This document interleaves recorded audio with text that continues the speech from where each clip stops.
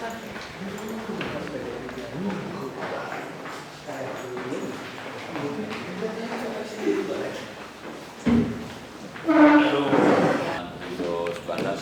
mengembalikan formulir, artinya berarti cara ini sudah terjadi dan mendaftar sebagai bupati dan wakil bupati Kabupaten Kuningan. Oleh karena itu kami persilakan untuk teman-teman dan bertanya dan lain sebagainya. Pak Edo, silakan. Pak, latar belakang mencalonkan bupati gimana Pak? Dan visi misi ke depannya gimana? Ya, terima kasih. Ya, pertama mungkin saya ingin sampaikan bahwa latar belakang itu adalah sebuah kecintaan saya terhadap Kabupaten Kuningan. Kalau boleh memilih kabupaten mana yang harus saya bangun, seperti gitu kan? Ya, tidak ada pilihan lain, yaitu Kabupaten Kuningan. Karena Kabupaten Kuningan itu adalah kabupaten yang memiliki sumber daya dan potensi yang cukup kita banggakan, gitu. Dan kita juga harus bisa mengedepankan bahwa kita sekarang bangga menjadi orang Kuningan. Nah, banyak potensi-potensi karena nantinya mulai dari Bandara Internasional di Majalengka dan juga mungkin nanti akan ada pelabuhan. Kuningan ini akan jadi destinasi pariwisata yang betul-betul sangat menarik perhatian. Oleh karena itu ya kita sekarang harus juga memikirkan hal tersebut karena itu bisa menghasilkan pendapatan untuk daerah, untuk wilayah. Ya, seperti kita ketahui bersama, ya kalau tidak mencari ke luar ya mungkin kita akan tetap kekurangan gitu ya Pak. Makanya sekarang dengan kita mempunyai semangat, saya masih muda, saya punya semangat dan saya punya pemikiran yang mudah-mudahan bisa diterima oleh masyarakat sehingga nantinya bisa memberikan kontribusi positif dan dampak positif dalam masyarakat. Terkait komitmen kan tadi. Komitmennya kan? Komitmen terhadap partai. Kalau komitmen terhadap partai mungkin tidak ada lagi dan tidak ada, bukan bahasanya. Kita harus menangkan pertarungan politik di Kabupaten Kuningan, mau itu pilkada, mau itu pemilihan legislatif dan pemilihan presiden, ya kita harus memenangkan itu dan komitmen kita sudah jelas. Komitmen kita sudah jelas, kita siap berkorban, kita siap melakukan apapun untuk PDI Perjuangan. Mereka gitu. Dan saya nyatakan sekali lagi bahwa saya adalah kader PDI Perjuangan. Jadi jangan sampai memunculkan spekulasi yang lain-lain. Saya kader PDI Perjuangan dan saya maju pilkada 2018 melalui PDI Perjuangan. Jadi komitmen saya sudah jelas bahwa saya itu akan berkomitmen dan tetap akan mempertahankan komitmen tersebut sampai kapanpun juga. Ada moto tersendiri nggak untuk menjelang pilkada nanti? Kalau tagline itu ya kita bangkit bersama demi Kuningan. Karena saya sangat ya kita mengadopsi juga apa yang sudah menjadi keberhasilan kita kemarin. Karena kita juga tidak boleh melupakan sejarah bahwa kita masyarakat Kuningan harus bangkit. Karena kalau misalnya kita tidak bangkit ya saya rasa apa yang dicita-citakan oleh kita semua juga tidak akan bisa terlaksana. Begitu.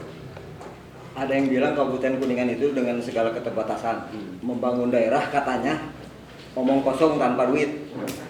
Anda punya ada komitmen khusus nggak untuk menyanggupi mencari katakanlah APBN plus untuk bisa membangun Kuningan? Ya kalau untuk masalah APBN plus pun namanya Pak.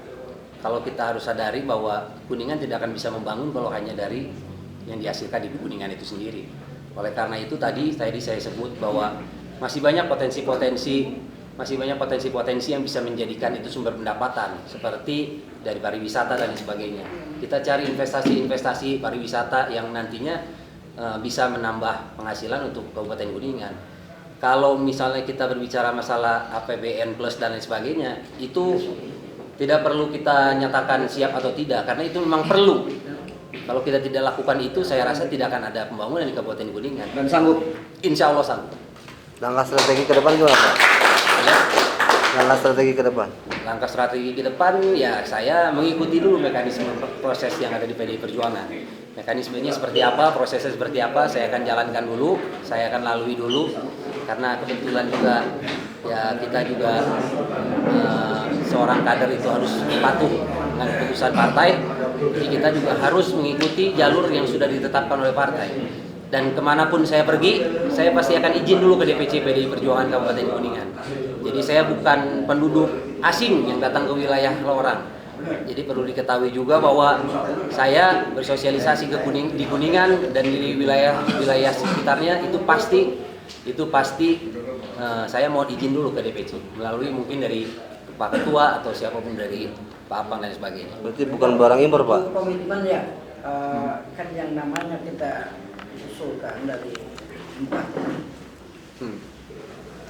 Kalau di PDI dulu saya pernah dengar kita tidak solid ya, nanti dijabarkan sama Pak Apang. Apakah kita yang namanya kita diusulkan 4, apa semua mustahil 4 dapat rekomendasi ya? Artinya paling maksimal 2.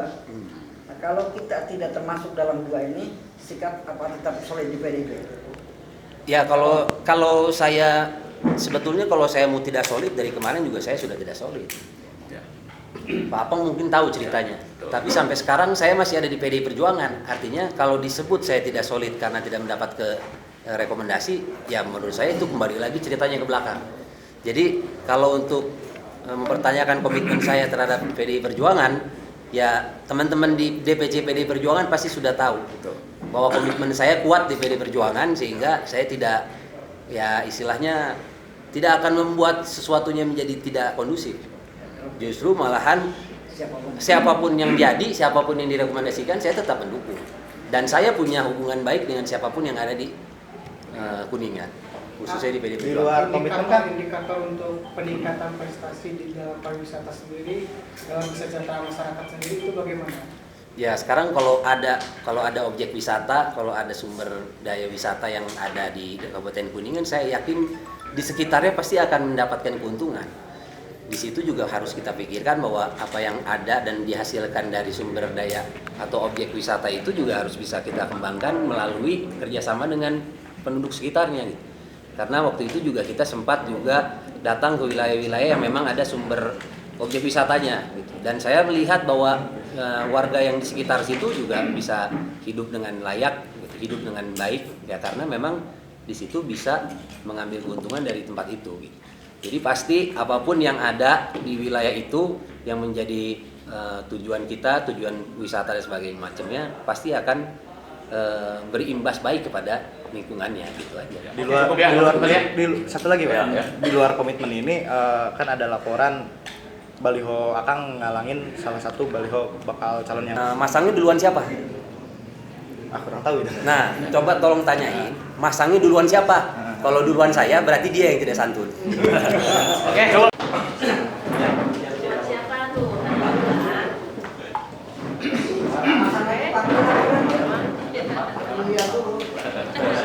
Bosan tak?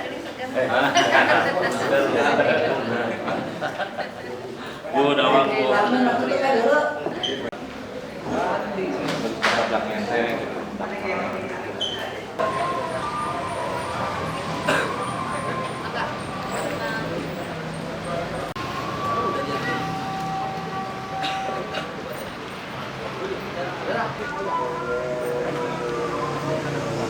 Yang kita mau waduh, balik kan bisa.